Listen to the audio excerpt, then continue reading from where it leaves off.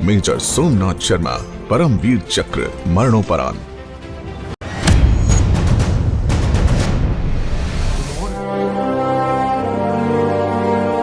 हिमाचल प्रदेश के धर्मशाला जिला के डांट गांव में 31 जनवरी 1922 को एक सैनिक परिवार में जन्मे मेजर सोमनाथ शर्मा वीरता और बलिदान की कहानियां सुन सुनकर बड़े हुए थे। देश प्रेम की भावना उनके खून में समाई हुई थी। उनके सैनिक जीवन की शुरुआत 22 फरवरी 1942 से कुमाऊं रेजिमेंट की 4थी बटालियन में सेकंड लेफ्टिनेंट के रूप में हुई थी। इसी वर्ष उन्हें deputy assistant quarter master general बनाकर बर्मा के मोर्चे पर भेजा गया, जहां उन्होंने अपनी टुकड़ी का कुशल नेतृत्व किया। भारत की आजादी और विभाजन की कहानी से आप भी परिचित हैं।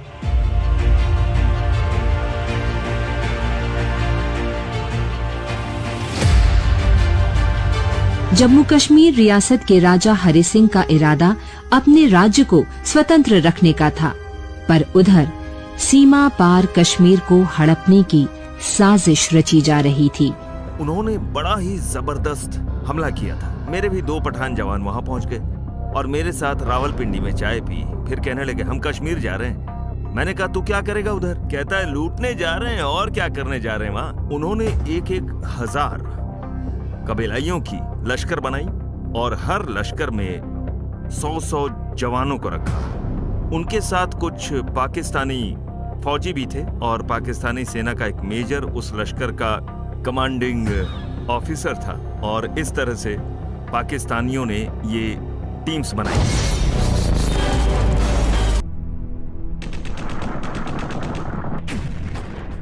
जब पाकिस्तानी सैनिक कबायलियों के वेश में कश्मीर हड़पने के लिए टूट पड़े, तब राजा हरि सिंह ने जम्मू कश्मीर को भारत के साथ विलय करने का निर्णय लिया।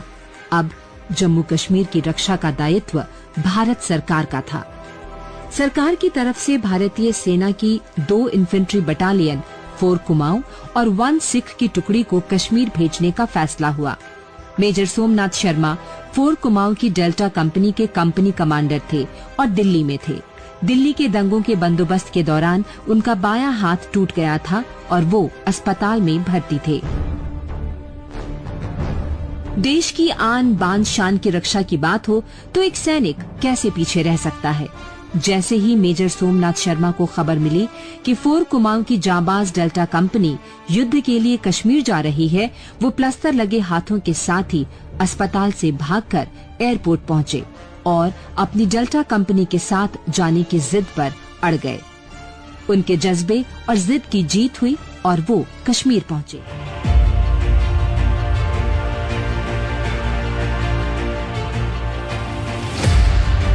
कबायलियों के वेश में पाकिस्तानी सैनिकों का जत्था कत्लेआम मचाता हुआ कश्मीर के बारामूला शहर तक पहुंच चुका था। उनका अगला इरादा श्रीनगर हवाई अड्डे पर कब्जा करने का था। उस समय मेजर सोमनाथ शर्मा अपनी डेल्टा कंपनी के साथ नजदीक ही थे और दुश्मनों से लड़ रहे थे।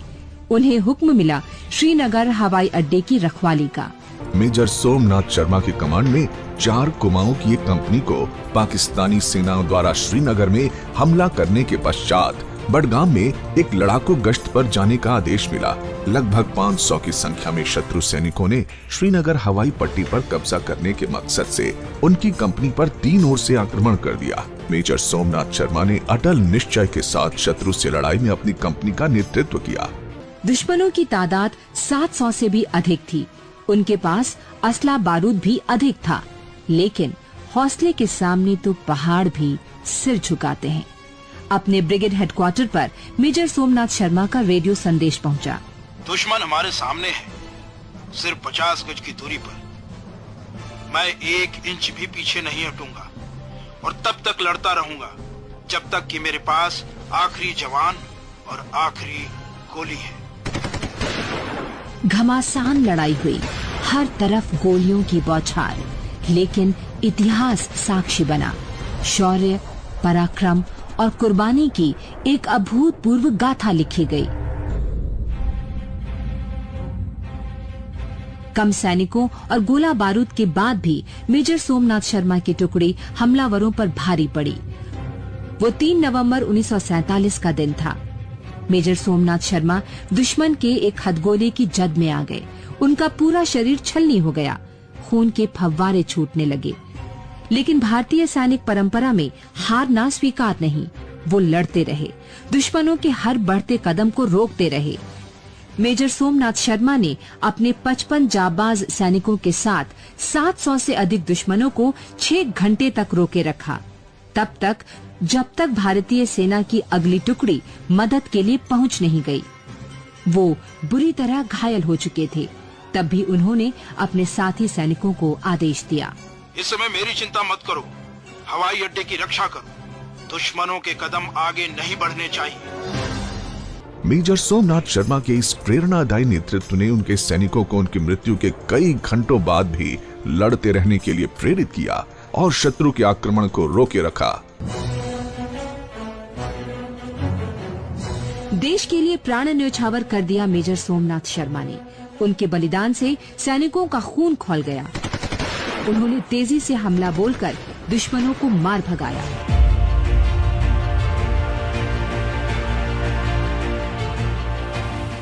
मेरी माँ ने उसे गीता दी थी काफी साल पहले, जब वो अराकान जा रहे थे, और वो उसे अक्सर अपनी जेब में लिए घूमते थे। आप सोचेंगे कि सोमी धार्मिक व्यक्ति थे, तो हाँ, एक तरह से थे, पर क्या लोगों में इसका प्रचार किया?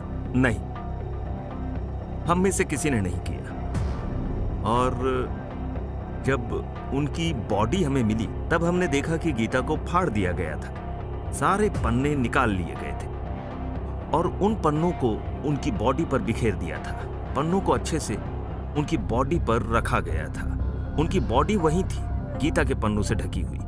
बहुत से लोगों ने कहा कि पठानों ने गीता का अपमान किया है, फाड़ के ऐसे कर दिया, इस तरह की बात।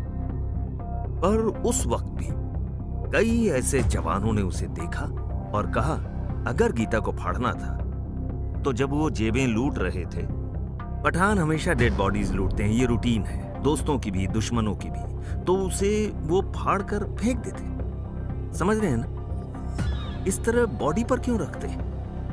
अगर इसे बॉडी पर रखा है, मतलब ये इनका सम्मान कर रहे हैं और मान रहे हैं कि ये आदमी शेर की तरह लड़ा। मेजर सोमनाथ शर्मा के अलावा हमारे कई सैनिकों ने इस लड़ाई में सुप्रीम सैक्रिफाइस किया।